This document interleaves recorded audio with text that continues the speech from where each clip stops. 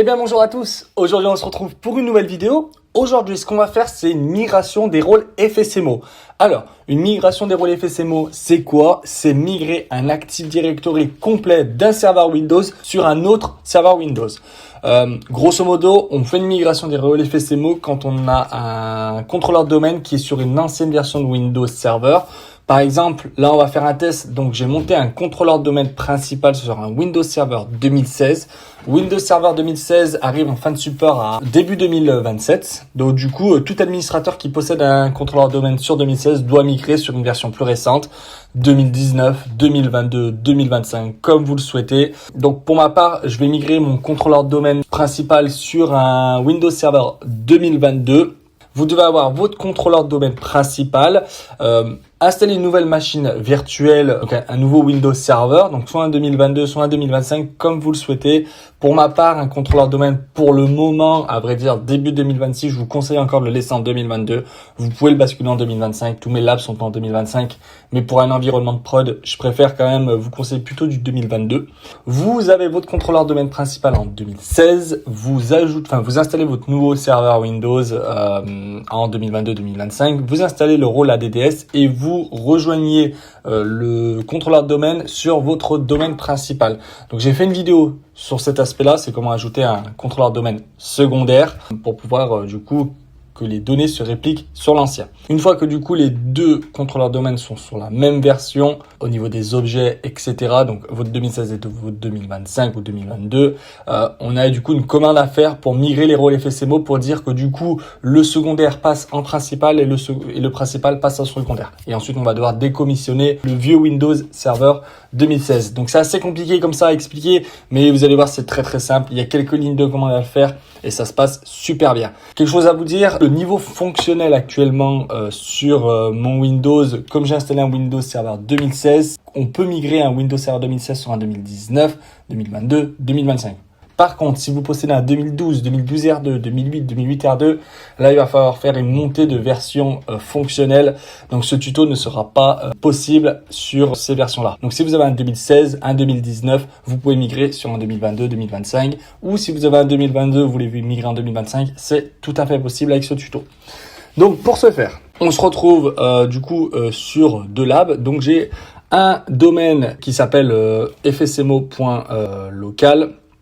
Là, on va faire un netdom query FSMO sur le contrôleur de domaine principal. Voilà, ça va me lister comme mes 5 rôles FSMO. Donc, vous avez le contrôleur de schéma, le maître de nom de domaine, contrôleur de domaine principal, le gestionnaire pool RID, le maître d'infrastructure, qui sont actuellement localisés sur le serveur 2016. Donc là, si je tape la même commande sur mon deuxième Windows Server en 2022, si j'ouvre PowerShell ou si je tape la même commande, de toute façon, on va avoir exactement le même résultat.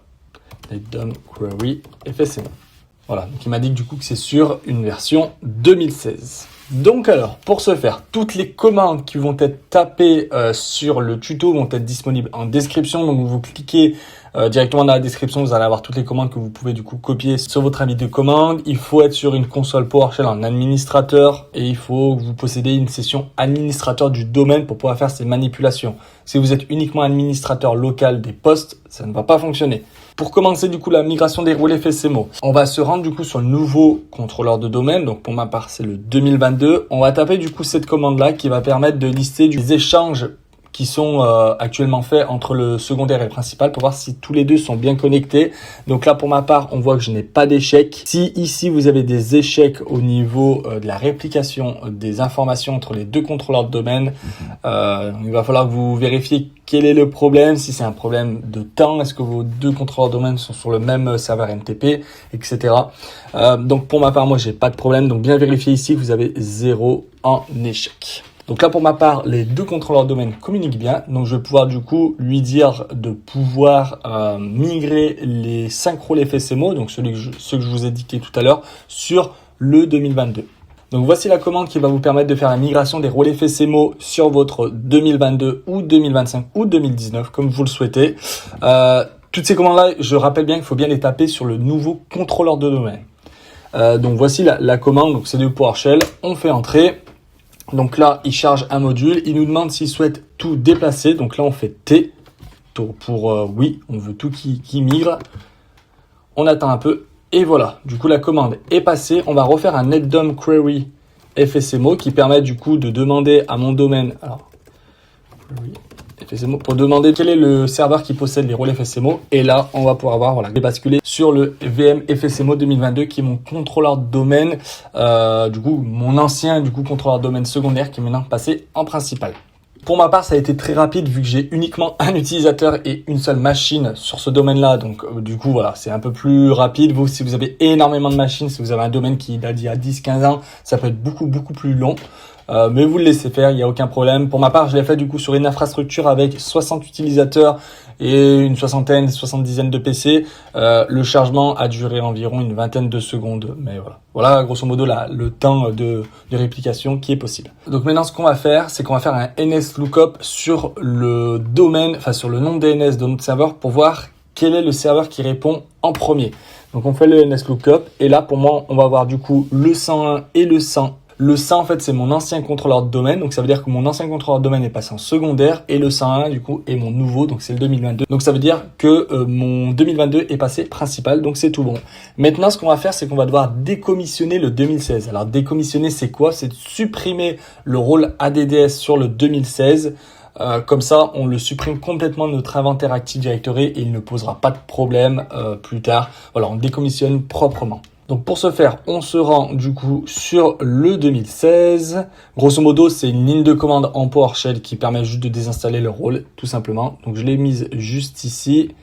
Alors j'ai mis un E en plus ici. Si je lance, ok, donc c'est bon. Alors c'est sûr, si je fais des fautes d'orthographe, ça va être compliqué de faire passer la commande. Donc je rectifierai du coup la commande directement dans la description.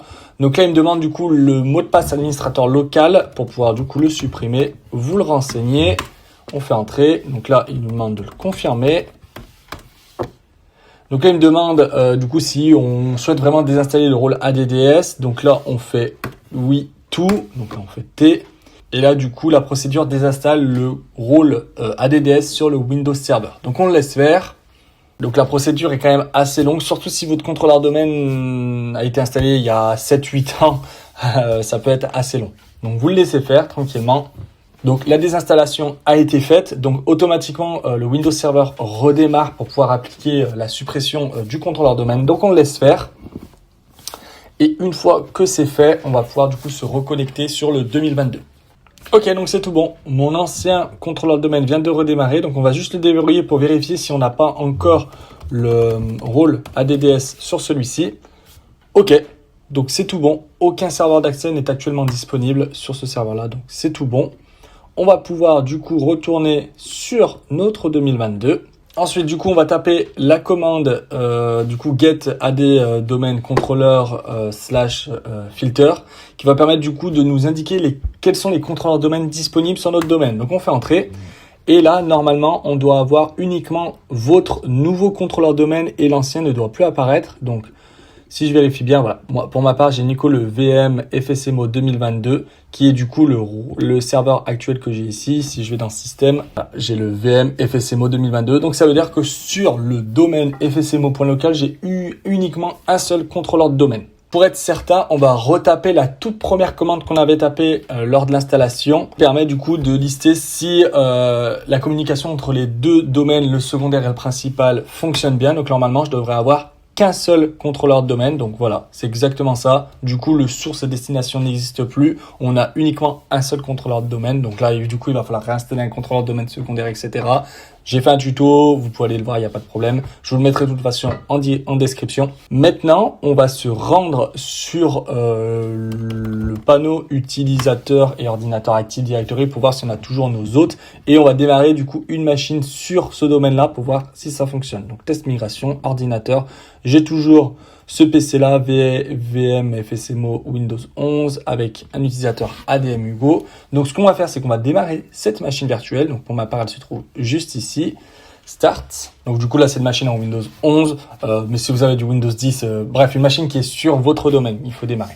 Donc pour les personnes qui ont un environnement en production, je vous conseille de faire une migration un soir, pas sur les heures de travail parce que vous pouvez avoir une petite coupure, le temps de la migration, etc.